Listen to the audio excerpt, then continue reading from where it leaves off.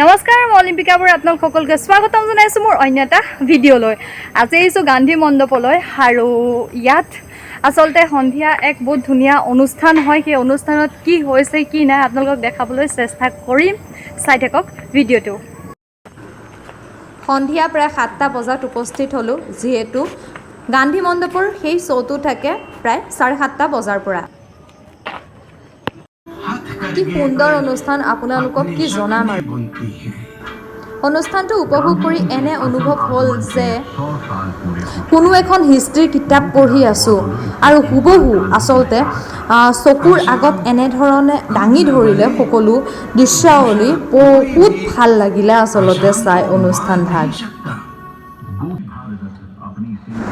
ভাৰতত স্বাধীনতাৰ পূৰ্বে মহাত্মা গান্ধী কেইবাৰ আহিছিলে আৰু আচলতে ফাঁচীকাঠত যি ওলমিছিল মণিৰাম দেৱান, পিয়লি ফুকন, সেই শ্বহীদসকলৰ কথা আৰু কুশল কোঁৱৰ বিশেষকৈ তেখেতসকলৰ কথা সুন্দৰভাৱে বৰ্ণনা দাঙি ধৰিছিলে। স্বাধীনতা সংগ্ৰামৰ সেই সময়ত যি বিদেশী বস্ত্ৰ, সেই বস্ত্ৰ জ্বলাই দিয়াৰ অনুৰোধ কৰিছিলে মহাত্মা গান্ধী অসমলৈ আহি, আৰু অসমলৈ অহাৰ পিছত যি বিদেশী বস্ত্ৰ সেইসমূহ জ্বলাই দিয়াইছিলে। লগতে অসমত কৈছিলে যে যি আমাৰ অসমীয়া মহিলা আছে সেই মহিলাসকলে তাঁতশালত সপোন ৰচে আৰু আমাৰ যি আচলতে কলা কৌশল সেইসমূহ এক প্ৰশংসাৰে ভৰাই তুলিছিলে।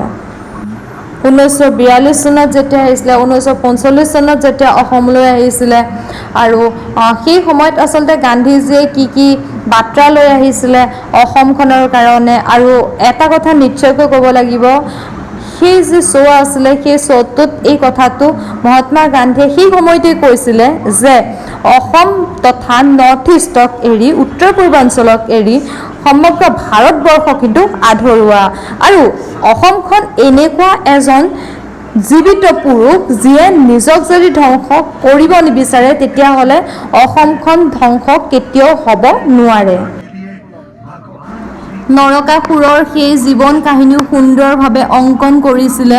আৰু আচলতে কামাখ্যা মাৰ কেনেধৰণে মন্দিৰ স্থাপন কৰা হৈছিলে তাৰো এক সুন্দৰভাৱে বৰ্ণনা দাঙি ধৰিছিলে শ্ব'টোৰ জৰিয়তে। লগতে মহাভাৰততো আচলতে অসম তথা উত্তৰ পূৰ্বাঞ্চলৰ যে অংশগ্ৰহণ কৰিছিলে তাক সুন্দৰভাৱে দাঙি ধৰিছিলে শ্ব'টোৰ জৰিয়তে। সম্বলিত যি মহাত্মা গান্ধী বা অসমৰ লগত সংগতি ৰাখি যি আচলতে হিষ্টৰিকেল ষ্টৰিটো চাই যথেষ্ট ভাল লাগিলে। আৰু যি গান্ধী মণ্ডপ, মই পূৰ্বতেও আচলতে গান্ধী মণ্ডপত গৈছোঁ, কিন্তু এই শ্ব'টো প্ৰথমবাৰৰ বাবে চালোঁ আৰু এইটো এটা মোৰ কাৰণে এটা নতুন অভিজ্ঞতা। যথেষ্ট ভাল লাগিলে। আৰু এইখিনিতে কৈ থওঁ দেই, এই যে মই যে ৰৈ আছোঁ পিছফালে কিন্তু সম্পূৰ্ণ গুৱাহাটী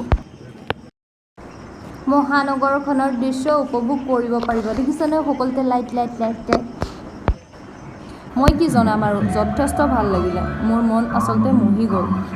আৰু আপোনালোক যদি কেতিয়াবা গুৱাহাটীলৈ আহে বা আপোনালোক যদি গুৱাহাটীত আছে, যদি আপোনালোকে গান্ধী মণ্ডপৰ এই শ্ব'টো চোৱা নাই তেতিয়াহ'লে আপোনালোকে বহুত ডাঙৰ কিবা এটা জীৱনত মিছ কৰি আছে। এবাৰ চাওক, নিশ্চয়কৈ মই আহ্বান জনাম। আৰু যথেষ্ট ভাল লাগিলে, যিহেতু আমাৰ দেশপ্ৰেম জাগ্ৰত হ'ব এই শ্ব'ৰ জৰিয়তে। আৰু যিসকল নৱপ্ৰজন্ম সেইসকলে নিশ্চয়কৈ এই শ্ব'টো চোৱাৰ অত্যন্ত প্ৰয়োজনীয়তা আছে বুলি আচলতে মই অনুভৱ কৰোঁ। বাকী আপোনালোকৰ ওপৰলৈ এৰিলোঁ, নিশ্চয়কৈ এবাৰ চাওক, ভাল লাগিব। আৰু যিহেতু মোৰ ভাল লাগিছে আপোনালোকৰ নিশ্চয় ভাল লাগিব, মোৰ সেইটো বিশ্বাস আছে। आशाम खुद न मरे तो दूसरा कोई भी आशाम को मार नहीं सकता।